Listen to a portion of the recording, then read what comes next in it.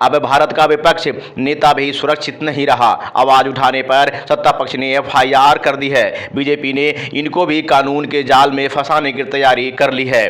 पिछले लोकसभा के दरमियान सैकड़ों सांसदों को सस्पेंड कर दिया गया था और इस बार जब सस्पेंड करने की सत्ता पक्ष में ताकत नहीं है तो कानून का सहारा लेकर विपक्ष को दबाने के लिए विपक्ष नेता पर एफआईआर दर्ज कर दिया गया है। नहीं, देखिए, मैं पता नहीं आपके, शांत हो जाए, आपके कैमरा में होगा। ये पार्लियामेंट की एंट्रेंस है, इसमें मैं अंदर जाने की कोशिश कर रहा था तो बीजेपी के एमपी जो थे वो मुझे ऐसे रोकने की कोशिश कर रहे थे, धकेल रहे थे और मुझे धमका रहे थे, तो वो हुआ है। इस पर आरजेडी नेता तेजस्वी यादव ने बड़ा बयान दिया है। बिहार प्रतिपक्ष नेता तेजस्वी यादव ने भारत प्रतिपक्ष नेता पर सत्ता पक्ष द्वारा की गई कानूनी कार्रवाई की निंदा की है। ये मुख्य मुद्दा को दबाने के लिए की गई कार्रवाई बताया। इस तरीके से देश के लोकतंत्र को जीवित नहीं रखा जा सकता। यदि इसे सीधे सीधे कहें तो विपक्ष की आवाज को दबाना हुआ। बिहार प्रतिपक्ष नेता तेजस्वी यादव ने अमित शाह के बयान को भी बेकार की बात बताया और कहा कि ये बेकार की बात और बेकार की एफआईआर है जिसे आप भी जान रहे हैं। सदन में जिस तरह से अमित शाह ने बाबा साहब को अपमानित किया है और विपक्ष ने इसको लेकर आवाज उठाई है, उस मुद्दा से डाइवर्ट करने के लिए ये षड्यंत्र रचा गया है। उन्होंने आगे कहा कि देश की जनता बेवकूफ़ नहीं है कि ये लोग जो पिक्चर दिखाएंगे वो ही मान लेंगे। अब देश की जनता बेवकूफ तो है नहीं कि जो ये पिक्चर दिखाएंगे वही पिक्चर देश की जनता देखेगी।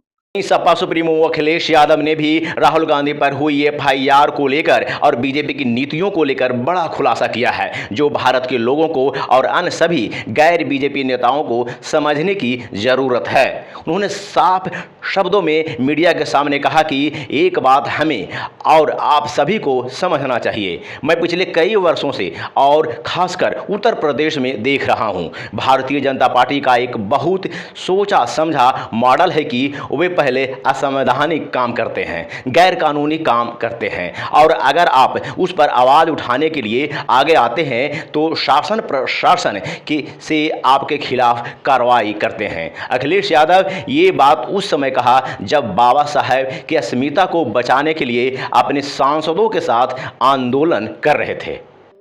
हमें और आपको ये समझनी चाहिए, मैं पिछले कई वर्षों से और खासकर उत्तर प्रदेश में देख रहा हूं, भारतीय जनता पार्टी का एक बहुत सोचा समझा मॉडल है कि वो पहले अनकॉन्स्टिट्यूशनल काम करते हैं, गैर कानूनी काम करते हैं और अगर आप उसमें विरोध करने आते हैं तो प्रशासन से, शासन से आपके खिलाफ कार्रवाई करते हैं। राहुल गांधी पर हुई कानूनी कार्रवाई मामला को लेकर निर्दलीय से पूर्णिया सांसद पप्पू यादव ने बड़ा खुलासा किया है। उन्होंने कहा जिस मामला को लेकर राहुल गांधी पर एफआईआर हुई है वो तो सब सीसीटीवी कैमरा में कैद है, उसको देखना चाहिए। सच्चाई ये है कि बीजेपी के लोग विपक्ष को सदन में जाने नहीं दे रहे थे।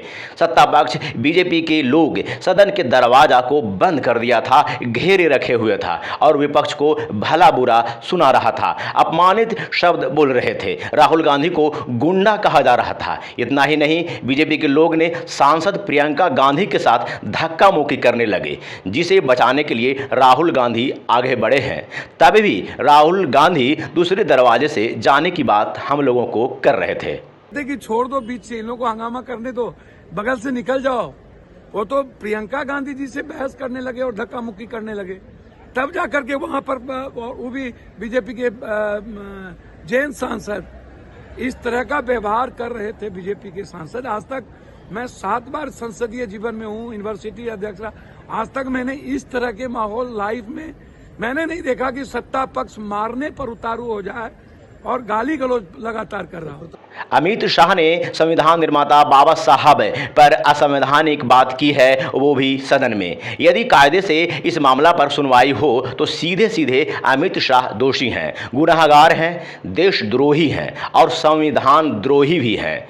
इन्हें इस जुर्म में निष्कासित किया जाना चाहिए। यदि विपक्ष माफी मांगने की बात कर रहा है तो इनको माफी मांगकर बात को रफा दफा कर देनी चाहिए। लेकिन अमित शाह के दिमाग में शायद कुछ और ही चल रहा है। ये इस मामला को बढ़ाना चाहते हैं, इसलिए जानबूझकर ये बयान दिया और देश को उस मोड़ पर लेकर जाना चाहते हैं जहां से देश संविधान से नहीं चलेगा बल्कि अमित शाह जैसे लोगों द्वारा चलाया जाएगा।